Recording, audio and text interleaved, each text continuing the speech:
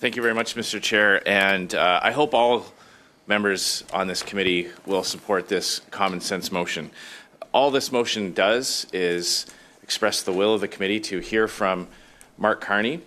He was invited to come after the fall economic update was tabled. He refused that invitation. We know it's not because he's shy. He's not a bashful man. He has no problem speaking to Liberal insiders in invitation-only events where he gives glimpses of his policy agenda, his extreme policy agenda. And all this motion is about accountability. If Mark Carney wants to replace Justin Trudeau as Prime Minister and leader of the Liberal Party, then he should have the courage to be held accountable. We know that he's got a lot to answer for, Mr. Chair. If you just look at a few of his greatest hits, he's an enthusiastic supporter of the carbon tax. I think this committee should hear his explanation as to why he supports a policy that drives up prices, that increases the cost of home heating, that forces vulnerable Canadians and seniors to choose between eating and heating. We'd like to know how high he would hike the carbon tax. We know the current Liberal plan is to quadruple it. Will that be enough for carbon tax, Carney? Will he want to push that carbon tax and those prices up even higher?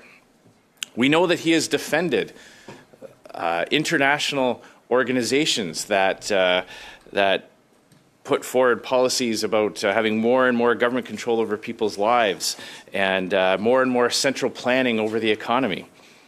In an unbelievable display of hypocrisy, he cheered on this government's cancellation of Canadian energy projects, Canadian pipelines that would have brought Canadian jobs home here to Canada and given powerful paychecks to Canadian workers. He cheered on the government's cancellation of those job-creating and prosperity-creating projects. Yet, at the very same time, he oversaw, he's chair of asset management at Brookfield. Well, where does Brookfield invest some of those assets? Well, in a massive pipeline project and energy project in Abu Dhabi, on the other side of the world, creating jobs and paychecks for Canada's competitors. So he cheers on and advises his Liberal friends to cancel Canadian projects that would compete with those energy projects that his companies are invested in. He himself was personally found to have misled the public on Brookfield, the company he's a part of, over Brookfield's claim to be net zero. I would hope that all members would like to hear his explanation for why Brookfield was accused of massively underreporting their emissions in a scandal that hit all the papers covering business around the world.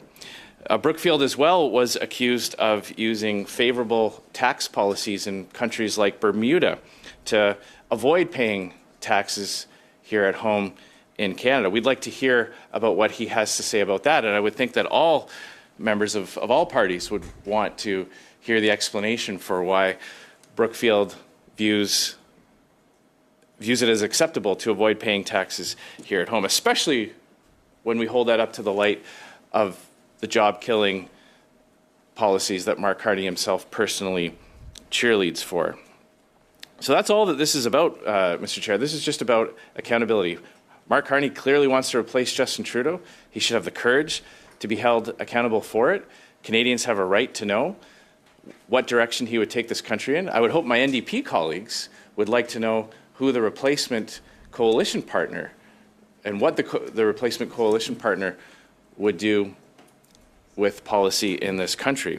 So this motion is very common sense. It's about accountability. It's about transparency. It's about giving Mark Carney the opportunity to explain why he loves the carbon tax so much, how high he would drive it up, how many more energy projects he would kill. I mean, when we look around the world and we see countries coming to Canada begging for our LNG, our clean and ethical LNG, to displace dirty coal in other countries, and Mark Carney clearly likes to advocate for cancelling those projects here in Canada. We'd like to know why.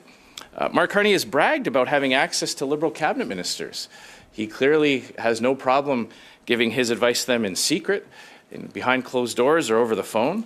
So we'd like to have him before committee, and he can tell Canadians and tell all parliamentarians what kind of advice he's given his Liberal friends to pursue their anti-energy and job-killing projects. So this is about asking Mark Carney to come, show the courage of his conviction, see if he can withstand the scrutiny and accountability that we ask all senior officials, and that we've given the opportunity for many witnesses to come and explain why they hold the views they have and what advice they give this Liberal government. There's nothing more, nothing less. It's just an accountability session for someone who aspires to take over the leadership of the Liberal Party and become the replacement coalition partner with the NDP Liberal government. So I strongly urge my colleagues from all sides of the House, from all political parties, to vote in favour of accountability and transparency, and invite Mark Carney to come and defend his positions.